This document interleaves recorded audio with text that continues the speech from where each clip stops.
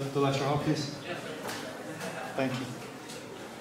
So it's my great privilege to introduce to you Fei Wang. Professor Wang is the founder and principal of FWStudio. He is familiar to many of you in the room as an assistant professor here at the School of Architecture at Syracuse. Before coming here, he also taught at the University of Hong Kong, Tongji University, where he did his BArch, the University of Michigan, North Carolina State University, the Architectural Association, the 中国美术学院, the Academy of China Academy of Art. Professor Wang has both an MArch in history from McGill, as well as an MArch in design from Virginia Tech.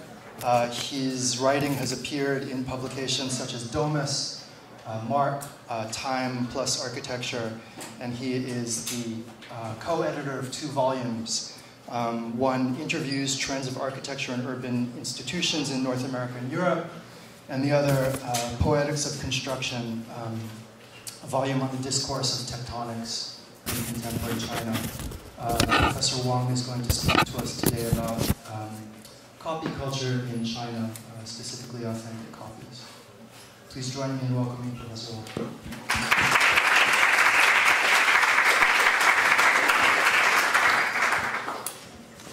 Hello, can you hear me in the back? Thanks for coming. Thanks for Michael bringing me here. It's always have a lot of more pressure when you have a lecture in your own school. But something interesting is I'm going to talk about the day. I mean, a while ago, Michael asked me if you can give a lecture on November 11th. I thought, it's cool. Then after a while, I thought about this day. It's kind of interesting. So today is a Veterans Day. And so actually that's on November 11th at 11 o'clock a.m. So that's the ending of World War I. But in China we have different meanings. And it's a Singles Day. It started about 5 years ago. People start to celebrate if you're single, whatever, you can break up with somebody, you can be single, or you can end up with single, or a lot of Bogart, whatever movies showing up at the same day. Got a lot of whatever really interesting things. So even Wikipedia, they have examination too. But about 3 years ago, it changed to something different, and it's kind of one day super shopping day. So I'm gonna talk about the day. The sales last night is crazy, and also 11 is several really famous architects' favorite number. Karl Skapa, Marco Foscari, Peter Esselman, Daniel Libeskind, and it's the first imperfect number. So that's also my favorite number too. So that's why I have several different titles. I'm also the founder of the practical office in Shanghai. So it's called Atelier 10, but the Chinese name is 10 Plus. And my partner can never understand why we choose the name. Actually, I want 11, so because 10 is perfect number, I said, oh, more than perfect. But actually, I want something imperfect. And so I still want to use this. That's kind of my position right now. That's a bad architect, good architect by Philip Delorme. And good architect, 3 eyes, 4 hands or something. So that's also I'm trying to achieve. This is yours? No. Of course no. Mine's here. I saw it. So in the following 5 minutes, I have to be honest, I have 300 slides to show, so I have to speak very fast. You have to see a lot of pictures. And for the following 5 minutes, I'm going to talk about my work very quickly. So in the beginning, I've been working on a lot of phenomenological study on representation and perception. And that's the exhibition in Montreal, in North Carolina, and some material study in Shanghai. Nanjing, one indoor and outdoor, and some experimental projects in China. That's a boutique hotel. And a museum in Wuxi, we did last year. And it's a kindergarten last year. We won the competition, but it didn't get built. And practical project, 5 years ago, I got the first project built. It was a friend's design studio. It was a warehouse we renovated to a kind of creative design office. And it's kind of use some anamorphic projection to make the space feeling bigger. In the end, something like that. On one side, it's 2-story, on the other side, 3 stories. In the end, just in the center, just making something kind of a small space. You can feel it's really kind of extending in a lot of places. And also, that's the view from bottom, and maybe that's a view to see the boss. But the boss to see the people closer. So one is further, another is closer. And so it's one side, the other side. And from that project, I got a lot of awards, and I got a lot of renovation projects commissioned too. That's in Shanghai too. So it's a diamond company. So I got it done. And another one is downtown Shanghai. It was a wet market, abandoned for almost half a century. So renovated to this creative office too.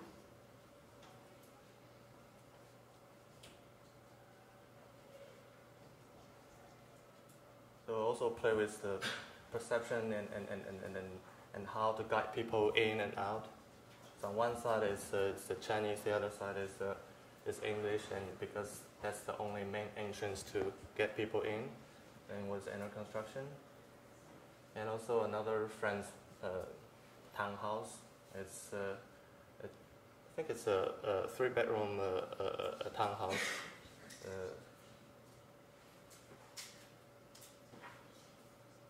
It's a living room. That's a first floor terrace.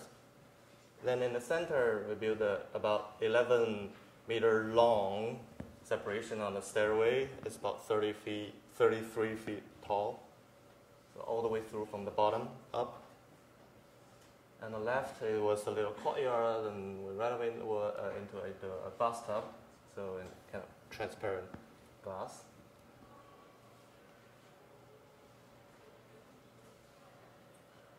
The rooftop. And another project I did in Beijing, it's a headquarters, real estate developers headquarters. And I used a lot of multiplex, whatever concept to persuade the client. Finally, it got proof very quickly. Then it was under construction. Then it was teared down immediately before completion. So that's a recent project. We've been working on that for 5 years, and still, the landscape and it's still not finished yet. The building part is done. It's a shopping mall plus hotel plus office in Wuxi. And also a project in Tibet. It's Tibetan area, but not in Tibet, in Sichuan province. So it's called the Last Shangri-La. It's in Daocheng. So our mission is try to protect the natural and the cultural ecology. So in my office, we did 3 villages planning.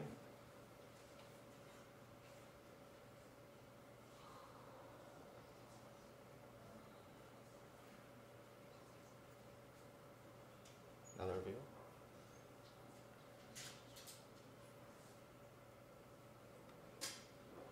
I'm also a researcher. This is first book I published is on urban analysis in Zhangjiang High Tech Park in Shanghai about 8 years ago. Then we worked for this project for 3 years. We interviewed all kinds of big names in architecture schools. So we published both bilingual and in China. So it gets popular for Chinese students to select schools. And also a lot of architecture teachers, they read this to understand what's the architecture education in general. And also this is a book we've been working on, 2 volumes. We've been working on that for about 12 years. Finally, it's done. It's a tectonic theory in China. And we translate about 23, 25 essays. And also we finished and concluded as a international conference. And so right now I'm going to talk about something fun. So just get ready to laugh. So the topic is authentic copies. So what is authentic? What is copy? In China or in everywhere around the world, you can see something like this, mainly made in China. But this only in China. Even Obama fried chicken. Okay, something like that. But when you see all this, you will always can project what's original. Sometimes you are willing to get something fake, but sometimes you are willing to buy something real, but after you bought it, you find it's fake. So there's one word in Chinese called shanzhai. But shanzhai is a new word, only it was used in contemporary sense in 2008. So when I start all this research, there's no such word here yet. I use Simulacra all the time. So shanzhai refers to Chinese imitation and pirated brands and goods, particularly electronics, literally mountain village and mountain stronghold. The term refers to the mountain stockades and regional warlords and bandits far away from official control. Shanzhai can be stretched to refer to people who are look-alike and low quality or improved goods, as well as things done in parody. But in architecture, we call this kind of thing also Shanzhai architecture quite a lot. French in Hangzhou. In Beijing. This is in Hangzhou. This is in Hangzhou. This is in Hangzhou too. This is in Hangzhou. This is Italian in Hangzhou. Yeah, sorry, in Hangzhou. Austrian village in Huizhou Canton province, next to Hong Kong.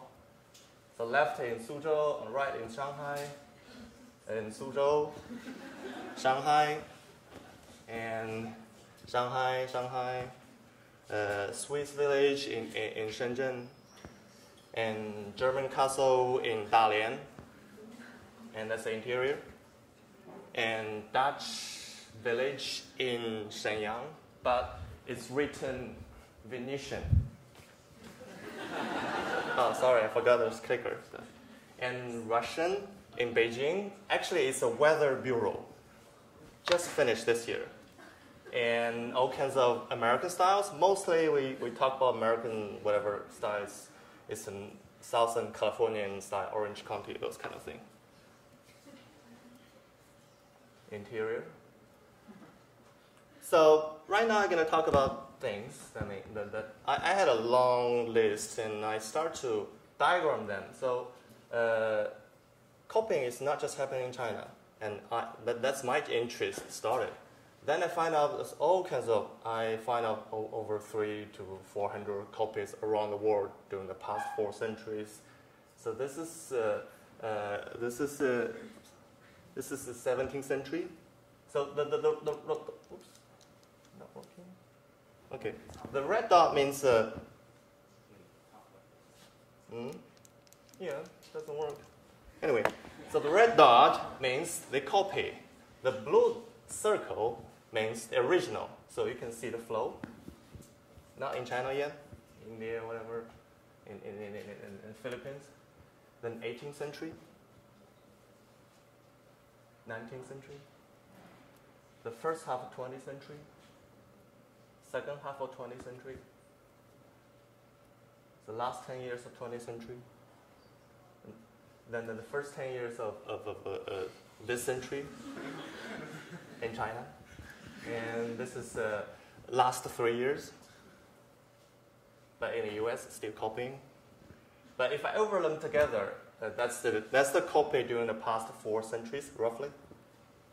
All the things I can find. Definitely there are more.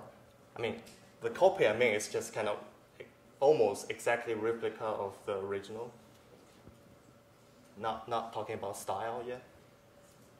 And this is a non-Chinese copy during the past 4 centuries. This is a Chinese copy during the past 30 years.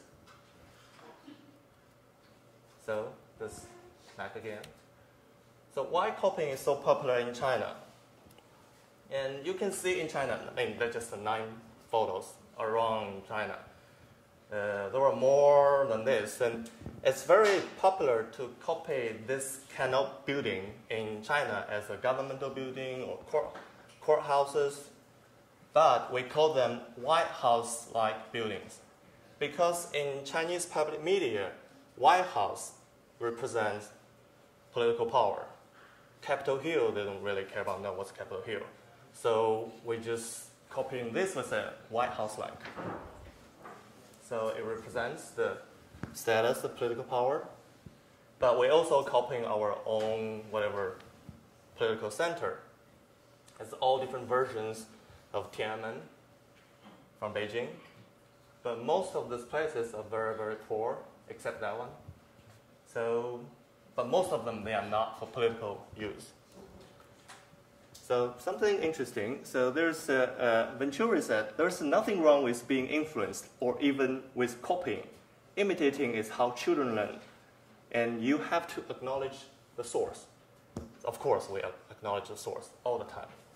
And especially this one. It's called the #1 village under the sky, or #1 village in the world. It's Huaxi village, not far from Shanghai. It's a first village model after 1990s, when China allowed private enterprises to happen. So this village became private, and they start to build a lot of factories, and a lot of other villagers, they become the immigrants for the village, but they have to live outside, and they have to live outside the Great Wall. And all the original villagers, they live inside the Great Wall. So they imitate everything, the Tiananmen, then some Chinese style or some Chinese pagoda. This took about about $100 million to build this. That's just for observatory. And 2 years ago, they finished this kind of exact replica of several buildings from Forbidden City as their village's museum to show something like this. Of course, they are showing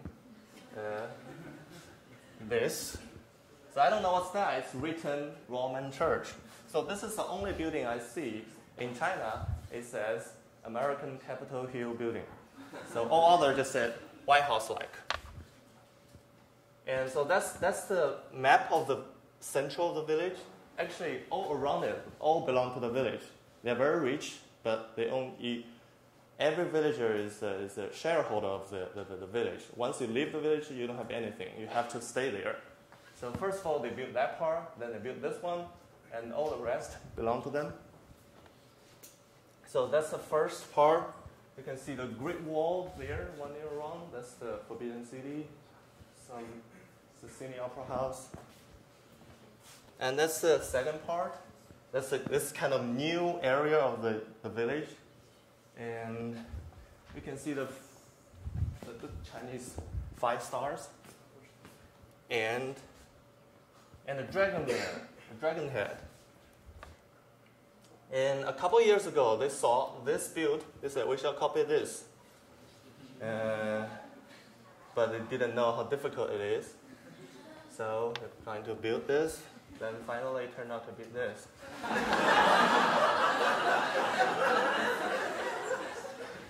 So this is very interesting. Baroque rhetoric, eclectic friends, and compulsive imitation prevailed where wealth has no history. So it's something like this. But don't get me wrong, I'm not just talking about China. So look at this. This is Dubai. They're developing the whole new city next to the center of Dubai. It's called developed by Dubai Land. And they have many properties. So the central area is called Bawadi. And something interesting, they are trying to copy almost everything around the world, more ambitious than any other country, any other city. So you can name them. I mean, no matter East, West, history, modern, contemporary, or future, imagination. And after the financial crisis, it happens like this. But when you look at the website, Bawadi website is permanently shut down. And if you see all this, most of the development are cancelled. So that's the money, no history. So that's they keeping up with the war. So in China, we are doing this too. This is in a poor village in Anhui province, but they are trying to imitate the China Pavilion in Shanghai Expo 2010, because all the villagers, they cannot go there in person. So they just spend about 5 million RMB, it's roughly about $1 million just to build this. And just take a picture, say, oh, I've been there. That's it. And this is, of course, happens everywhere else. This is in Bangladesh. Some rich people, he loved this so much. So he said, once I build this, all the poor people, they can come here to worship. And this is in Zhongshan City. It's a stadium. And right after the China National Opera House is finished, so they copied the top shape. There's no reflection pool or something. And this is a couple of years ago in Guangzhou. It's a Hilton. It's Hilton Hotel, but you can see that's the Untitled project in Taiwan. And this is in Beijing. In China, we call it just intestine building. Actually, I copied another Chinese architect's project in Toronto, like this, only partially. And this, you can tell, is in Wuxi. It's an exhibition, urban planning center from FWStudio's ICA in Boston. And also, this is in Shijiazhuang. It's a very cheap market, but a copy from Zaha Hadid's new library project in France. And also this is not Zaha Hadid, then that's Zaha Hadid. So I'm going to talk about this just in a few minutes. So they try to compete building who's before whom, so that's the competition too. So in the beginning, we were trying to worship all kinds of other more advanced civilizations, but right now we try to process them. And so, yeah, Robert Stern said something interesting. As long as the source is good, I steal. Not in the sense of taking away from another architect. It's not poor because of the theft, but it's a fact more influential. It's true, but we copy, borrow, and derive motifs from other architects. Artists has always caught other artists too. But in China, it's something different. So this is it's a university. It's Wuhan International Cultural University. Recently built about 10 years ago. They have all kinds of things. Pyramid, Sphinx, masculine Sphinx, and kind of Capitol Hill-like. So it's like learning from the war is kind of learning with the war. We live there every day. This is another university. It's Chengdu Textile College. So in the beginning, I mean, it's not a theme park, but it was a theme park. There's a theme park. It's called Chengdu Theme Park. It was shut down over 10 years ago. It was abandoned there, and no one is using that. So the university just bought the whole theme park, transformed this into the new college campus. And all this. That's inside the campus. So something like this. So So they almost have everything around the world. Even the Disneyland is like a stadium. And always, we won't forget the Liberty statue. And that's in front of the dorm. Yeah, some scholars said the difference copying in China from the copying in Las Vegas Disneyland is there in Disneyland Las Vegas is temporary. If you go there, you know it's imagination. You just go there to enjoy, then leave. But in China, we're trying to live within the imagination permanently. So it's learning with the world from temporary to permanent. So this is a really interesting example to see from temporary to permanent. And also we're copying from the imagination. That's a Harry Potter the school, the castle. And it's a fine art school in Hebei province, the capital city, Shijiazhuang. It's still under construction. But because of the building is built, they are attracting more students to come to study there. It's a fine art school. So that's a night view, still under construction. That's a street view. It's kind of really weird. See this and the gas station there.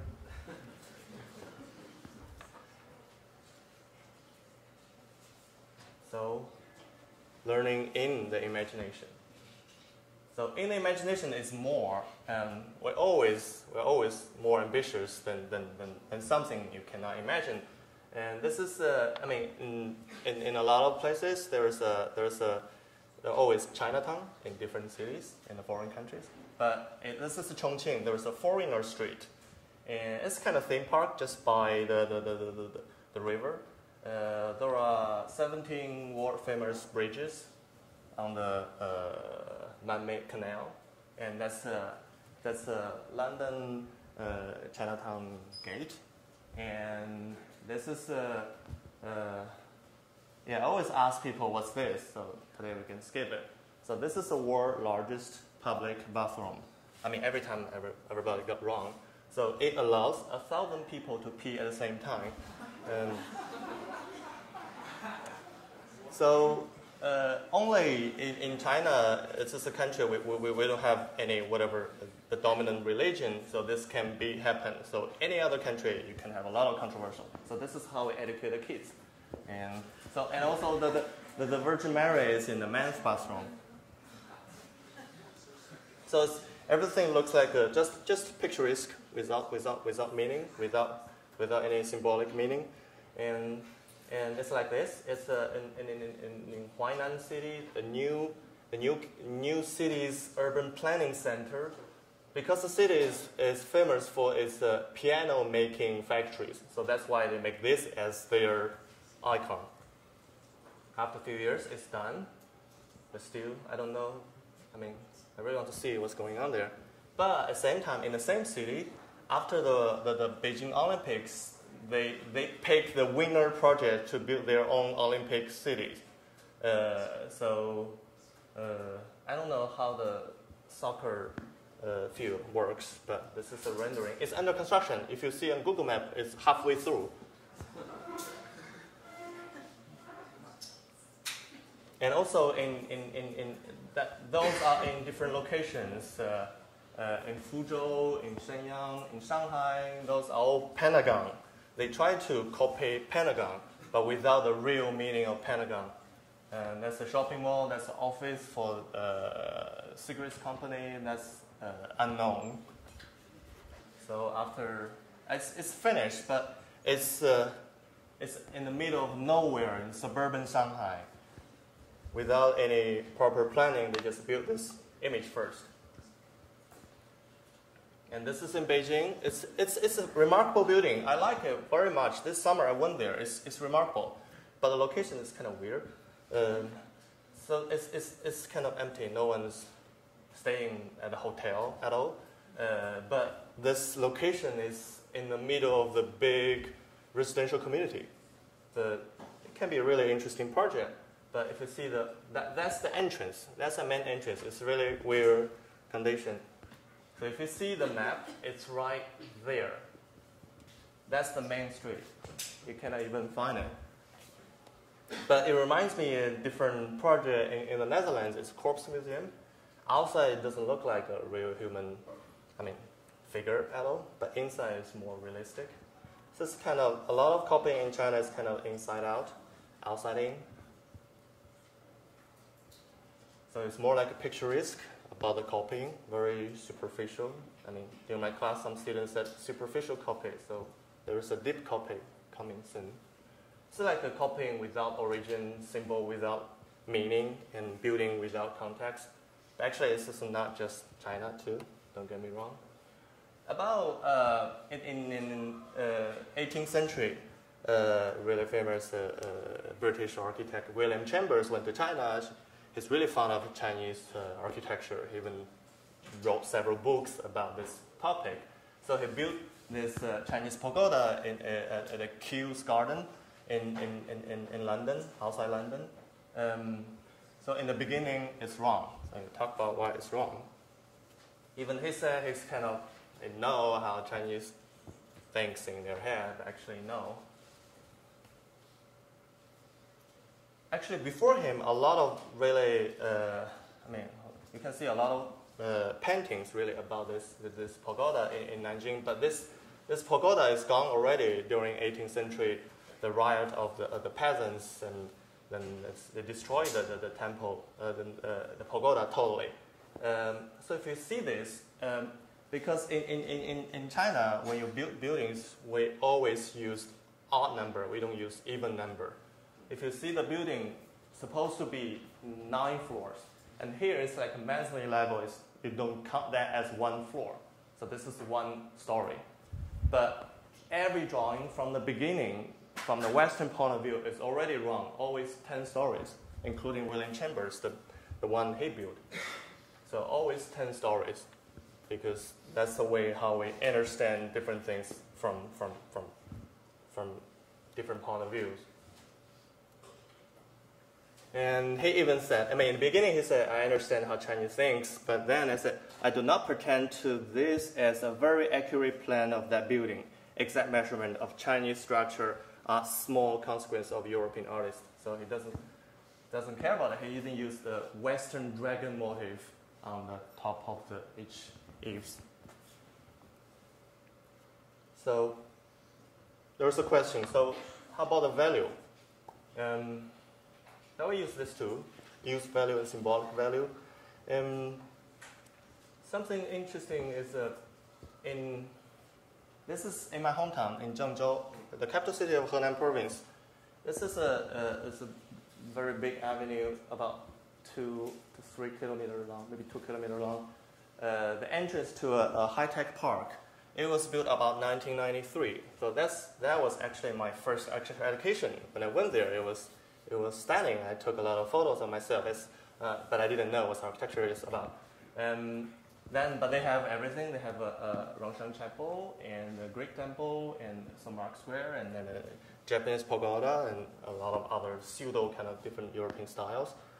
And this one was one with the best quality. In terms of construction, but it was never being used because there was no use value for them. It was empty for a very, very long time. So I took the shot from the gap of the door. It was kind of the construction material storage place. I tried to find the similar angles of this too, but actually it's really hard to get it. And the architect said, I know the architect. He said they were copying this original building, use the original drawings. So how to define the original? That's the question. For some other buildings, never see this. All the windows can never be used, just to block it. And so 90% of all the buildings on the street just totally abandoned for a very, very long time. Because, so these 2 buildings, definitely they don't have the same orientation, they don't have the same program, they don't have the same material, they don't have the same context at all.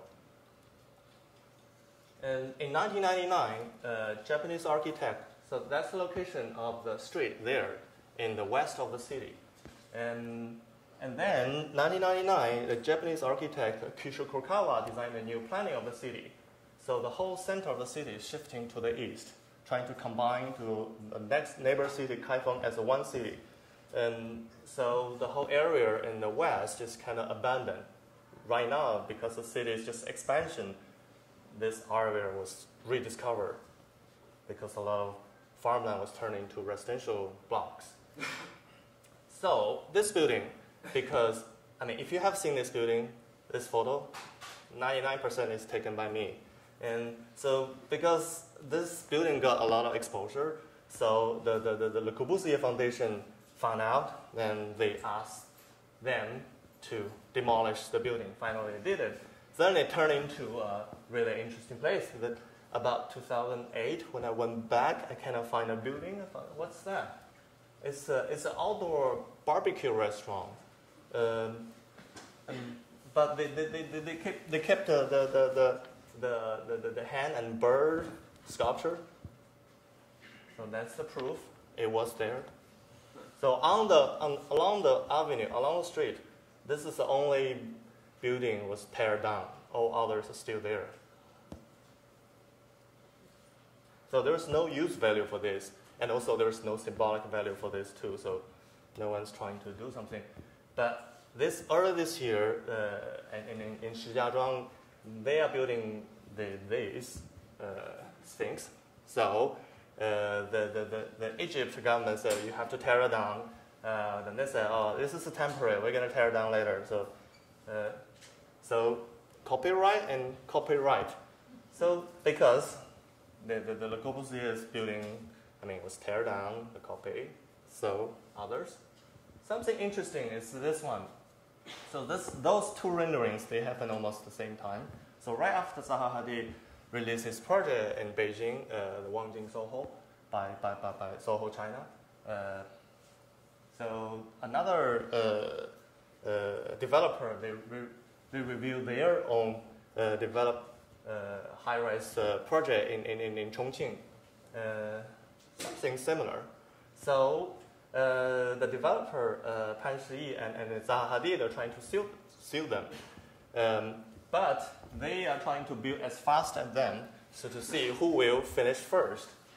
But almost this year, I mean, roughly in the summer, these two projects, they will finish almost the same time.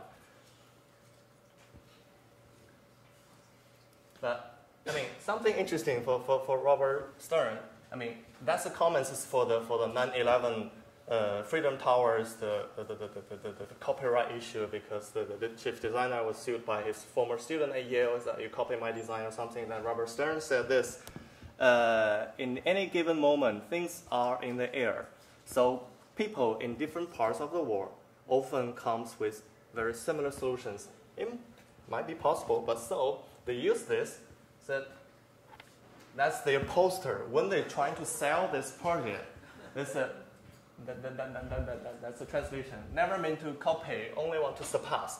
Because Chao and copy and surpass, they have the same pronunciation in Chinese. So they use this kind of interesting. So our idea is just the two whatever stones in the river. That's our concept. Then finally, Zaha Hadid and the developer, they just dropped the case. They said, even we can sue them, we can win the case, we can never tear them down. So we just get a little fee, whatever. So that's it. If they are copying us, can make us more famous. So that's cool. Something similar is even more interesting. This is a hostile village in Huizhou, Canton province. It was just finished this year in the central part. And something very interesting. And a couple years ago, they released this rendering and copying from there. But Australian village, they got so angry, everyone, mayor and shop owner, said, why are you copying us? And so something interesting is, if you see this image, this one, the rendering, Chinese rendering, and the background image, it's mirrored. So they mirror the whole village, but not whole village, only 30% of the village. And it's kind of mirror. Even they copied all the whatever greenery on the wall. Very fake. It's fake. And it's not exactly the same shop. Also, they changed kind of really interesting motif in Chinese way. And so this is only central part, very small part of the original village. They said, oh, we are not copying, it's just a small part. It's a mirror, it's not copied. And this is a Austrian village Chinese version, but actually it's only 5% of the whole huge development. This is not copying. That's just a small part of our big plan. There's all kinds of different other styles. So the central part is finished first to attract more people to come to buy all the properties. Something interesting, the developer said, we try to build this for the people in Hong Kong or foreign expats. If they feel homesick, they can buy the apartment here. But actually, most foreigners, they won't buy this. And also, they hire a lot of people just to pretend to be visitors to the Austrian village for 3 years to take tens of thousands of photos because there's no drawing. And then there's a big discussion there. Then the mayor said they should have told us. I wasn't outraged, but I was surprised. And so even the Chinese Austrian village itself is a label, hostile village. But they said, oh, it's fine. It's not another hostile to me. Hostile grows over thousands of years. 7,000 years ago, whatever. So they cannot copy everything. They cannot copy the essence. So they only copy superficially, so it doesn't matter. But something changed. During the past few years, look at this number. Oops, look at this number. So in 2005 to 2011, the Chinese visitors to the village increased 200 times. So they are so happy about this. They got a lot of profits, so they shake hands. So let's be sister cities, whatever. So in the beginning, he was angry, the shop owners were angry, a lot of visitors they coming, and then they invited the mayor, his wife, and his kid to come to this Chinese village to dress like an Australian, whatever, traditional way. Look at that. His dress is so modern, but he has to do this like a show. And then they sign agreement together. So value and devalue. So the copy doesn't devalue the original. So you can copy it as whatever you want. You cannot copy our essence. Just copy it superficially. It's acceptable. So what's the Chinese dreams? So quality is more important than originality. See, Robert Venturi said that. So even the originality is rare and not even the highest virtue of an artist. So for me, maybe there's nothing original at all, but we have to learn from the past or future, whatever. So is this the real Chinese dream? This is a Dutch village in Shenyang. So after 10 years, it was still remain incomplete. So finally, the government decided to tear it down because the developer just took all the money or ran away to become another country's citizen. So it's gone. So they tear it down, and that's how it built in Hangzhou. They occupy a lot of farmland. It's still kind of in the middle of nowhere. It's really hard to get there. So it remains almost 80% is kind of vacant. It's like ghost town. And this is a Thames town in Shanghai. There are 9 different towns in Shanghai, a suburban area. Each one has distinct kind of style. So even they hire the British architect Atkins to design the planning and the detail building. So that's the central kind of shopping area. So it looks like there are a lot of shop windows. But this is a superficial copy. So if you want a flat screen TV and you don't have that much space, but you still want a flat screen TV, that's how it looks like. But behind it, it's like this. So it's like this. So outside is the shop windows, but inside is like this. The whole whole central area, shopping area is like this. But a lot of other kind of different copied European style kind of villages inside, most of them are like this. So that's why in the beginning I showed a lot of wedding shots. That's how Chinese people, they want themselves to be, but only that moment, but they don't get inside. And this is in Mianyang. It's an earthquake place in 2008. The whole area was teared down. By the earthquake. They got a lot of charity money, so that's why after earthquake, after a few years, they said, "Oh, don't donate any money to the charity after earthquake. If you want help, just go to the site directly. You can help." So that's how the money goes there. So it's still unfinished, kind of abandoned totally. And a lot of towns like this in China, secondary city and third-tier city, of course, major city like Shanghai, the suburban areas, something like this too. So they try to build a whole new city in the American way. So that's the lesson from the US, but still we are using it. Something like this, and something like this. And this is in Ordos, something like this. And like this, maybe forever. Or something building too fast without understanding site. It happened 2 years ago in Shanghai. Because the underground water just digging into the foundation, so the whole thing collapsed during the construction. So a lot of people say, "Oh, we want our money back," but maybe somebody already ran away. So there's something outside Beijing like this, a lot of development. But all those development, they were built by those kind of people, and they cannot afford any single room. Maybe they work for 3 generations, they still cannot afford those kind of single room. So Chinese dreams are not to be Chinese. Yes and no. Let me tell you. So almost the end. So there are, in terms of copying, there are 4 different kind of levels.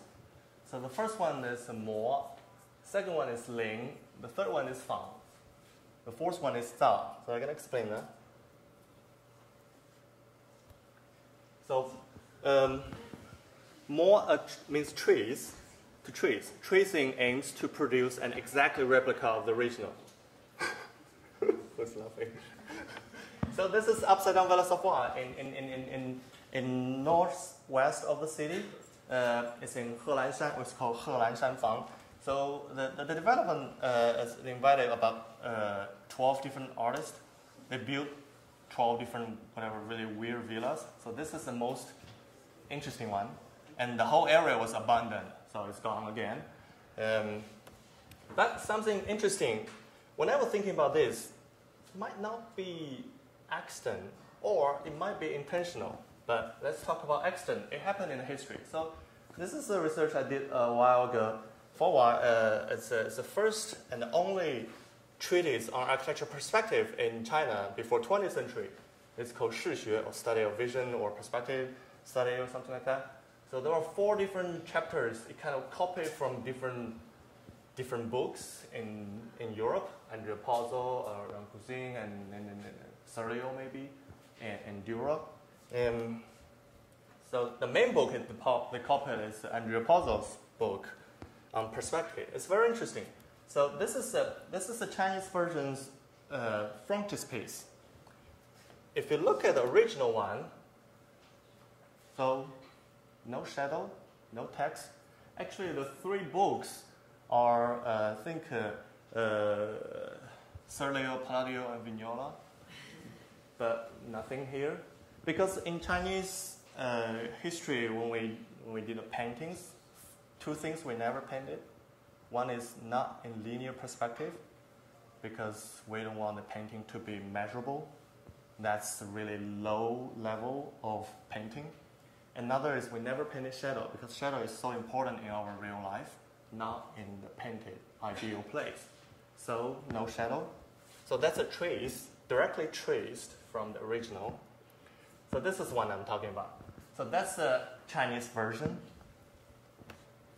This is Andrea Pozzo's version because Chinese people invented paper, so we can find a really thin paper to trace it.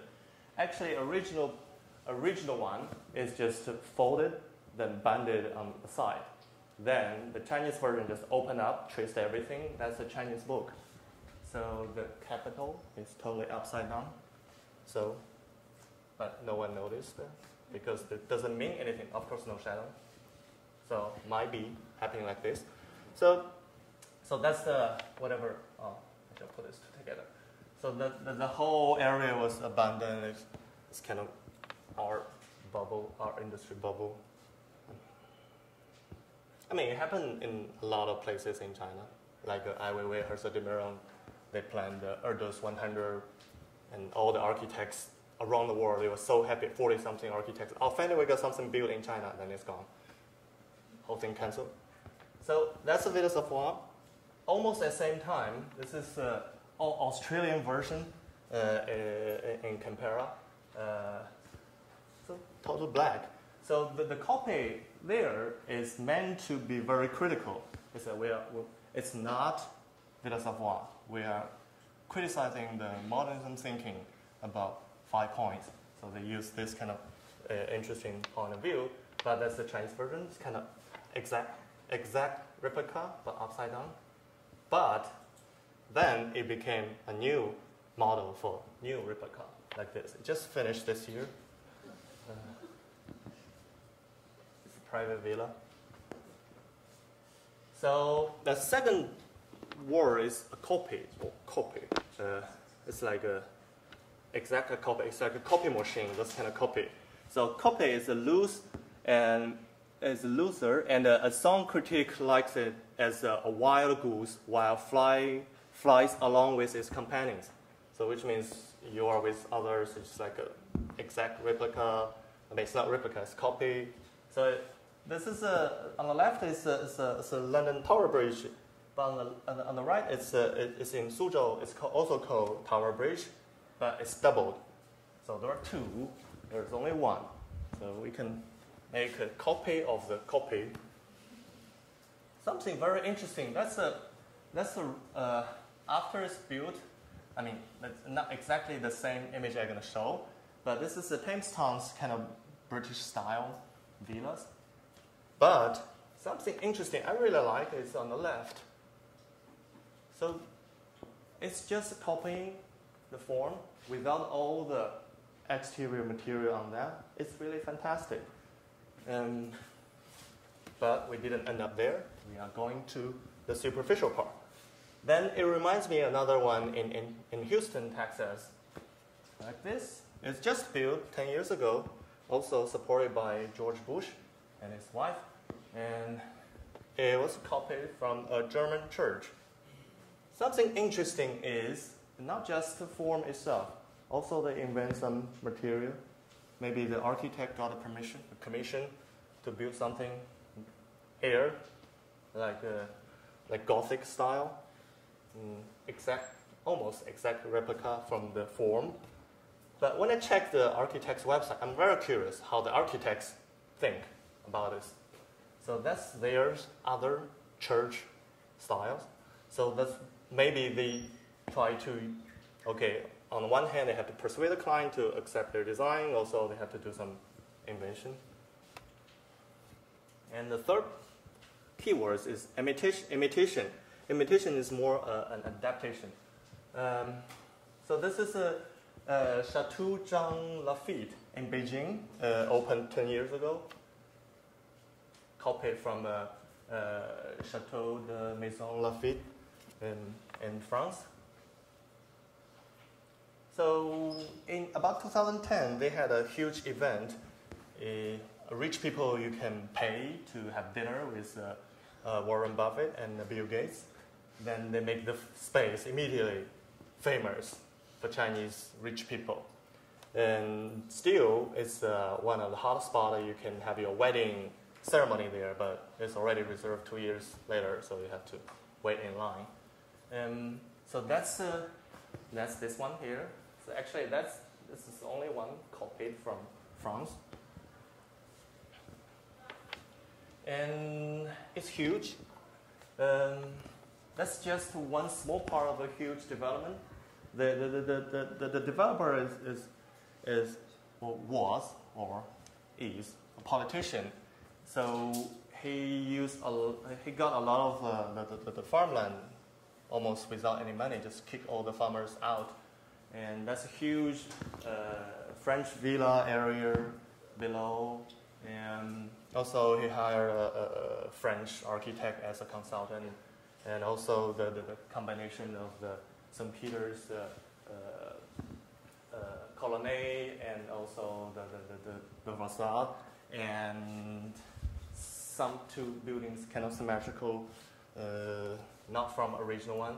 So if we compare original one and this Chinese version, of course it definitely is an adaptation, combination of all different kind of styles, and more ambitious than before, and 10 times larger.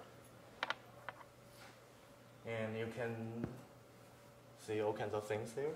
And something interesting, they changed the material.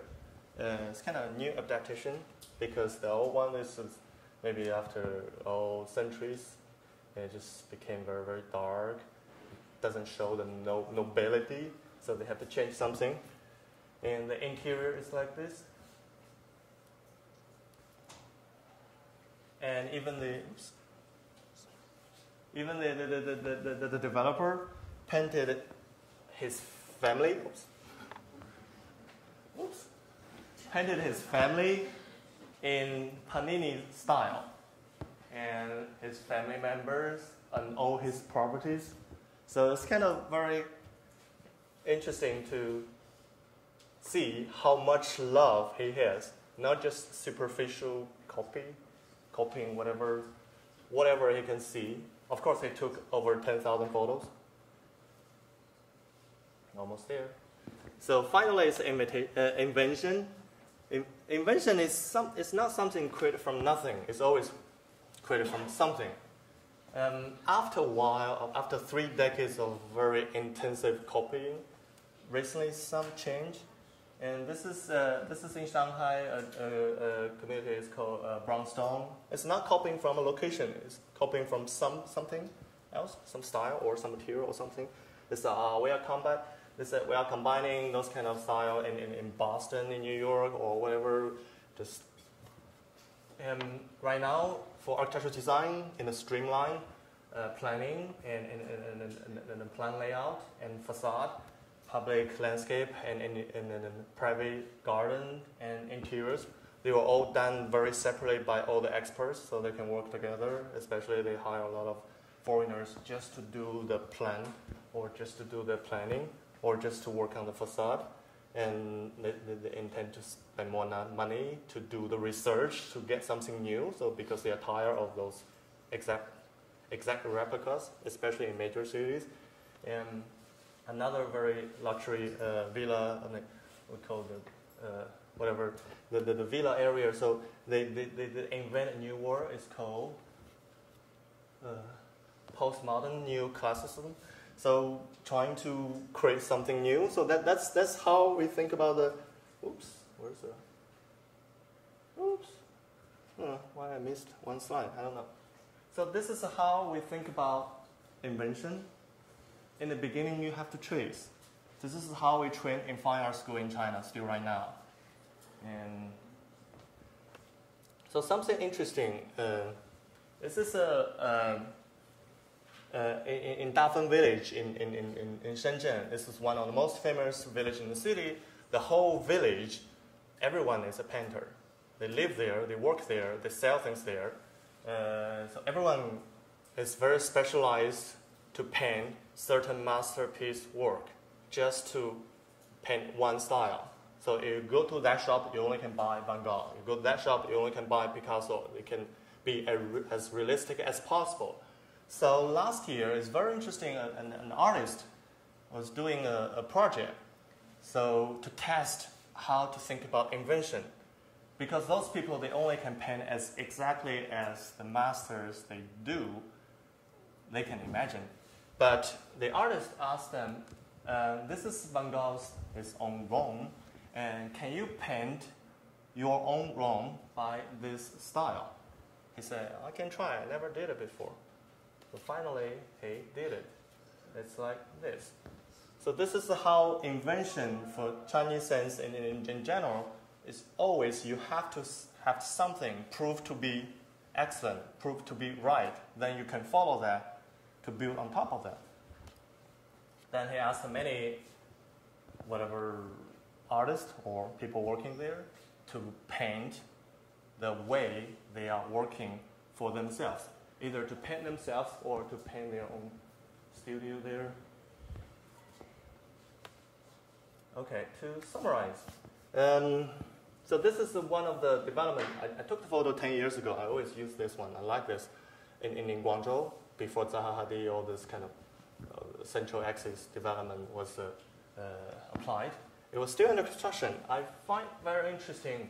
It's that's advertising for this property. And so few boards I find very intriguing. So it says, if there were only one, I cannot see that.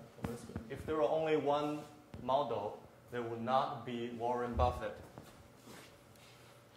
If there were only one sex, there would not be George Armani. If there were only one facial expression, there would not be Picasso. Last one. If there were only one form, there will not be Le Debussy. So Chinese people are laughing. You know what I'm talking about. So the Chinese is translated from this to this. So the original thing, if there was only one form, there will not be Le Corbusier. So it's a translation from Le Corbusier to Le Corbusier, then translate from Le Corbusier to Le Debussy. Definitely those people, they are not related at all. They don't have to understand what does it mean, because those English is not for English readers, it's for Chinese. If they see this kind of English thing, we feel it's kind of noble, whatever, no one's gonna read it. So it's the Debussy is not meant to go back to Le Corbusier. It goes back to Le Corbusier in Chinese. So I call it authentic copy.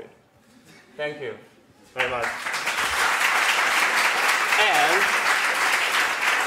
happy Singles Day. And so last night, the double 11 online shopping day, and very successful, more than before. So that in 2012, it's about 3.1 billion US dollars just in 24 hours. But actually, half of them are cheap just in 30 minutes.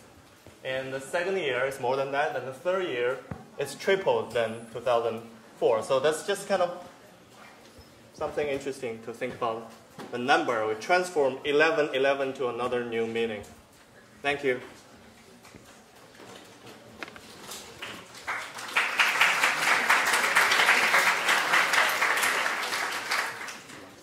Yes. So we have time for a few questions.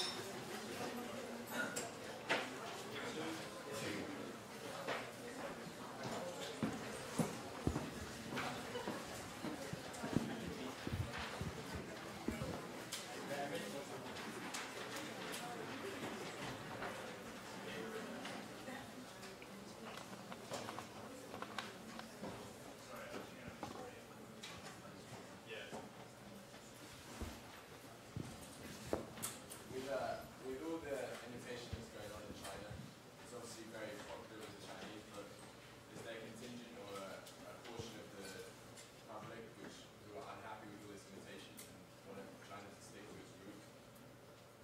They are very happy about it. Because if you interview people, I mean, they are visiting those kind of fake villages, they're very happy because in their entire life, we are not be able to visit the real one. We're so happy. We feel so authentic. They are so happy about it. And they have big sales and a lot of, so that's a very interesting mentality because before Republic of China in 1911, so Chinese people always, we are so proud of, we are the biggest country in the world. we are so powerful, but right after the country was defeated and also Qing dynasty was over, and the country was in another 50 years war, another 30 years recession. So right after Cultural Revolution in 1976, so we didn't know where to go.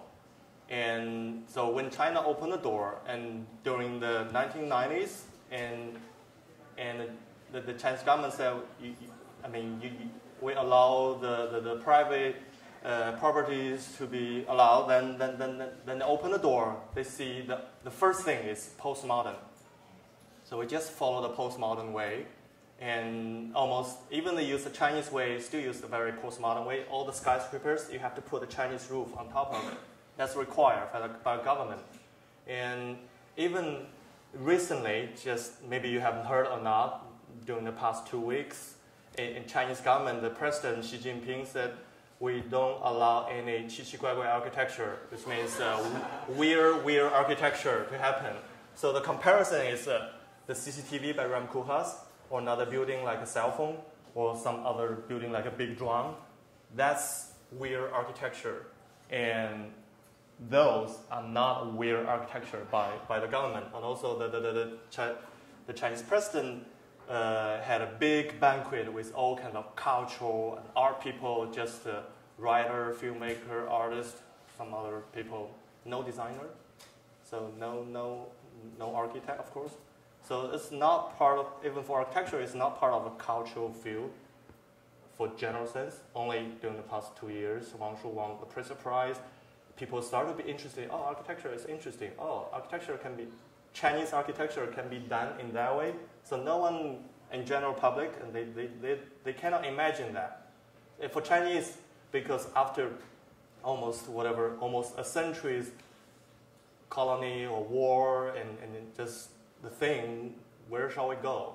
The only thing we can see, the future, is to borrow or learning or copying something already proved to be right, or whatever higher status. Because Chinese architectures can never remain through history. Each dynasty will burn the previous dynasty's palace, everything, because everything is built by wood, 99%. Not like Western architecture can last, whatever. You can go to Rome or Athens, you can see the old buildings. And so that's how the mentality works. And so it's, answer the question is, general public, they are really accepting this, but not architects. Some architects, all those buildings, they are done by architects. So still a lot of architects, they are doing this.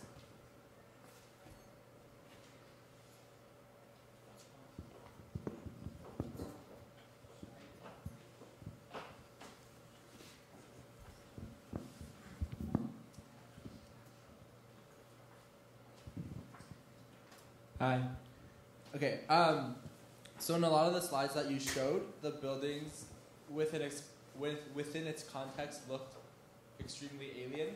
And so I was wondering, in your opinion, is there a way to approach this copying and replication in a way that the buildings fit into their context? If so, how? And if not, why should we strive to break the context with these new forms of architecture? So that's one of the topics I asked my student to write about it. So she's there. Yeah. So for me, something interesting is for me, copying is really a world phenomenon. During the past centuries, you can see a lot of copying. The most copied project around the world are St. Peter's and Eiffel Tower, about 30 different versions around the world, only 2 or 3 in China, and Venice. And so almost everyone, we try to get something, we worship, and we feel we can learn from it. And of course, when you get something here, definitely something will change. The context will be totally different. It's like the Kew Garden by William Chambers, copying about 300 years ago in London. That place also with a lot of other kind of styles, like Turkish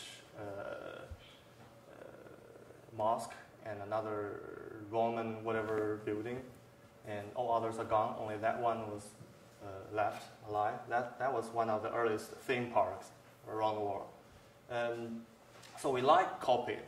So, but how we use it? Because for Chinese condition, we always learn from the past. And even if you see the Chinese architecture's lineage during the past centuries, we don't change that much. Different dynasty, a little bit different, but still, from a Western point of view, it still looks like. But we have to learn from the past. That's how we learn. And also, I think I didn't talk about that because for Chinese, in Chinese philosophy, the origin or beginning of invention of something is really not important at all. For Western point of view, beginning is very, very, very important. And even in Taoism, is really everything is in chaos. It's already there. It's just coming out slowly. It's not just from zero. And the copy and imitation and original is really no difference. And in Chinese, we have two terms to describe copy. One is like a copying with imitation. Another is like a photocopy copying. So those two are different words in Chinese. One is 复制品, another is 仿制品. Those two totally different. So try to differentiate whatever copying is really very different sense as Western thinking. So everything happening in China right now, of course, that's a lot of ideas. Even the planning idea, the building ideas, is really from modernism or postmodernism thinking.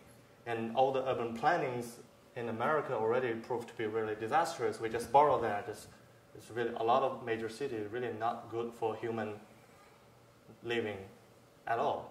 And even in Beijing and Shanghai and Beijing, the traffic is the worst. It's still copying from the Western model.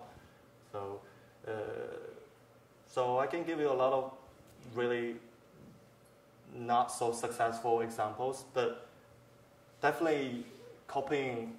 Even when we discuss that copying is really not, if it's successful, it's really not just about copying about the appearance, but sometimes the appearance carries the essence. So if you're copying the essence, the appearance is really doesn't matter at all. And it can be in any form. Then so the copying really, to answer your question, is really context is very important, and all those kind of really weird things is really out of context. And it's out of the cultural context and the physical context and all kinds of different contexts. So for me, copying, really important is just copying the essence. And even Heidegger talked about that too. And so context is important, but it's not everyone can get it. Yeah? So you mentioned like the Chinese architecture now are not cultural and are out of context. Like, what do you think is the reason behind this phenomenon? And also, like, there are lots of building rules in China. They build a lot of things, but none of them are built by like Chinese architects. Like they get a landmark or very influential buildings. Even though for the Beijing Olympic Games, they gave the opportunity to the foreign designers to build all these things. And how do you see that? It's really about the imbalance of because in China, we don't have the term architecture. Even in the early 20th century, we'll borrow the term architecture 建筑 from Japan. They translate English into Japanese, then we borrow into Chinese. So we don't have the term architecture at all. Even we built up our architecture program from Liang Sicheng and borrowed from Beaux-Arts, actually from University of Pennsylvania at that time. So every architecture, modern architectural system, education, building system, everything, even in China, we're still using American way, 8 to 9 exams to pass the exams to get an architect's license. Everything, all the system we borrow from outside. And even Liang Zicheng was trying to build a Chinese architecture school and architectural history, really borrowing Baozar way in the beginning to understand, to survey all the Chinese architecture. It's not by the numbering system, really hard to picturized. It's always through writing to describe things. And so, because right now in China we have about 200 architecture schools. When I was in school 10 years ago, there were only 70 architecture programs. So even architecture programs is double, but we still need architects. We still don't have enough architects in China. So which means we have a lot of all kinds of big markets still opening, waiting enough labor to work. And any architect we are in China, I was 23, I was in charge of a 400,000 square feet building. It was totally run by myself, from conceptual design to CDs. So we need laborers. So all kinds of really interesting competitions, and architects, especially the developers, especially the governmental projects, they want foreign office to come to compete. So most cases they won because they are more specialized. And recent years they are still in debate. For in China, the Chinese architecture industry can be open totally to foreigners. So you don't need a Chinese license to do a project in China. You can sign, you can do the CDs. Most foreign office, they only can do DDs so far. But in the future, they will be opened up. Like China, we are one of the biggest capitalism country right now. So everything is about the market. So let the market flow. Before, just socialism still controlling all kind of things. Right now, it's opening up. So it's really not just about foreign or Chinese. Who has the better quality, just get it. Because even my friend is in charge of the tallest building right now, and the Shanghai Center Tower, designed by Gensler. And all the Chinese architects' office, they have to do the DDs. CDs, sorry. Then the Gensler's DD drawing is more detailed than CD drawings done by Chinese people. And the Chinese, we don't have the expertise to do that. So they get a commission fee, they just trace everything and they deal with the contractor to build it up. So that's just one small example to see. But on the other hand, recent 10 years, amazing Chinese architects, they are doing amazing projects. You cannot design that. You cannot deny that. More and more, a lot of architects, they were educated, like you guys, educated in the US. Here you cannot find a job, go back to China, and you can find really good opportunities to do it. I have a lot of, during the past 10, 20 years, a lot of people, they move back, they set up their office, they're doing amazing projects. It's not just to bring the Western thinking directly, that's the beginning. But right now, they're trying to always have the kind of responsibility, we have trying to find our own identity, to find our own way. So you have to see from the different point of view. So I think it's happening, it's still there. It can be last for a long time. It's like those kind of copying thing. It will be there, but it will be slowly changed, but won't be too soon, because we have the biggest population there. The general public, and also the clients, especially clients, the government people, they don't see the different visions, but really there are several cities, their mayor or urban planning directors, they were all architects. Right now, they are the governors. They can persuade people to do some positive, whatever, forward thinking, not just to do something really bad. Yeah? Where do you think will the Chinese architecture go after the Slocum side of where the architecture hasn't worked? Like, where do you think the Chinese architecture will go? Like, are we going to return back to the traditional elements after Wang got the first curve?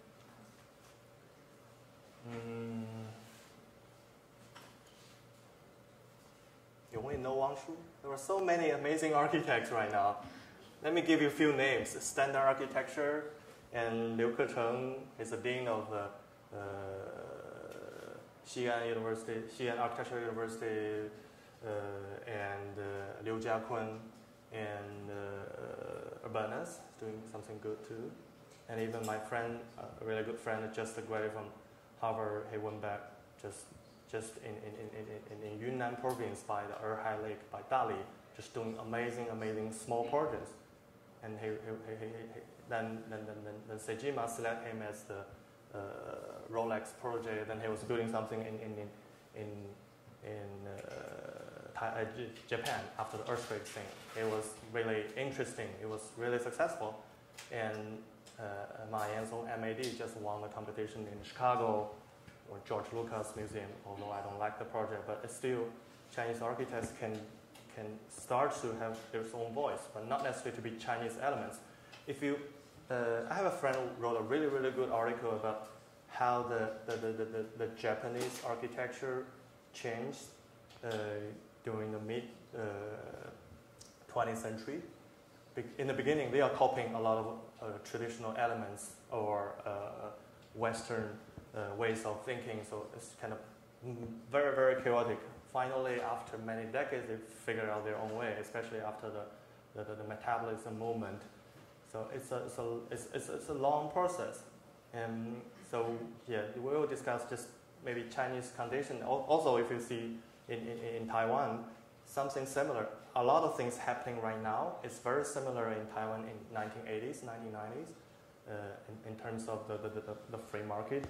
And Taiwanese architects are doing really good job during the past decades. But in the beginning, still copying traditional Chinese way to build all the monuments. But right now, it's very rare. So I can see some promising things, but still, it will be a long way. I cannot predict, but still, a lot of architects, especially younger generations, they are looking forward to do something different, do something for Chinese right now. Not just when we see Chinese, does not mean to go to Chinese traditional way. And especially in our school, while I was studying, and a lot of architects or students, if we don't have any inspiration, we cannot get any concept, just have some diagram or abstract analysis of Chinese garden, then you can get something out of it. And all the time, you can get all different ideas because it's really dynamic. If you go there, you will see it's very interesting way it can inspire you to think very differently. And even you can use the Deleuze idea to talk about Chinese garden. It's really fit there. And so tradition can give us a lot of ways to think, but not necessarily to directly copy tradition from appearance. That's also what I said. It's just really about the essence. So what's the essence? It's not just about superficial things. One last question. So what do you think is the net benefit of these buildings of these copies in their new Chinese sites? Because as you discussed, people are they're unsatisfied with them. They cost quite a bit of money. Some of them even go to be unused, such as the world being converted as part of the college campus. So you said that these copies were symbols of status and power, some of them even worship. But what are their true benefits into their new sites? I didn't mean most people are not happy. Our architects were not happy about that to see, but general public, they are really happy because you can see the wedding photos. Everyone wanted to take a wedding photo in front of them. 90% people, young couples, they want to take their wedding shots in front of those kind of buildings if they can afford to fly to Paris, whatever. But if they can afford, they will fly to Paris. They don't take wedding pictures in front of the pagoda or Forbidden City. No, you can never see those kind of things, but you can see in Japan. So what's the benefit? Because benefit is for the market, because they copy all those kind of things. It proved to be right. and people love to live in this kind of dream permanently. And in Chinese interior design market, you can see more than 60–70% those kind of interior design styles, European style. If you design a Chinese style or modern style, no one will buy it. No one want it. I mean, few people, they want it. Only people who got higher education, you have to sing around the world, you have to sing a lot. You might want to live in a modern style, but most people, they still kind of very pseudo-European style. And I didn't say people are not happy about the college, they copy the theme park. They are very happy about it because that's the, and even people, the Harry Potter's castle really attract a lot of applications because of the building itself. And so it's really about many different levels. We have seen this kind of thing very differently. And also when we describe this thing, it's also something bottom up. And when we talk about Shanzai, it's just a joke, it's just a parody. But nothing will affect something top down. Because really, the war, we used this a couple hundred years ago, but we never used it in contemporary sense. It's really something we can start to do something bottom up, and you can hear our voice, and people talk about this, but they don't do any action. But still, general public is still accepting this kind of thing, and they're still buying apartments. So what I'm telling you is really recently, because the housing market is a lot of bubble and a lot of corruption. Definitely, a lot of places are vacant, and it's really not easy for the whole market because the general public, if they can afford a small apartment, it'll be enough for their whole life, and they don't really care about the style or something. The style is just the selling point because if you think about it, why there are so many copies? If there are a few copies very successful, others will copy this way to do it, and more people will buy it. They're gonna do the similar thing again, until the bubble just exploded. So it has a lot of benefits. It has a lot of value for the whole general population. We have 1.5, 1.6 billion people in China. So it's really hard to generalize, but what I'm showing here, it's really about different cases, and all the cases, they can have some similarities, some difference. It's really, even about the copying, there are many different levels to think about this. Then to talk about the Chinese ways of copying, really 4 different levels. Maybe it's very different as Western thinking. And Chinese ways of invention is part of copying. You have to invent based on some copying. That's a general sense through the philosophy and history. And did I answer your question?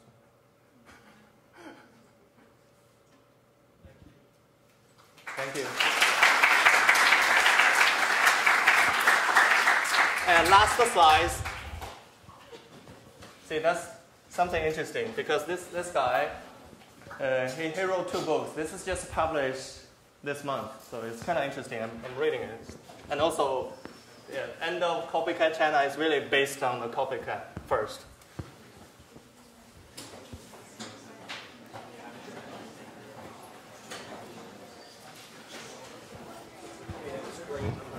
Okay, see you later. Yeah.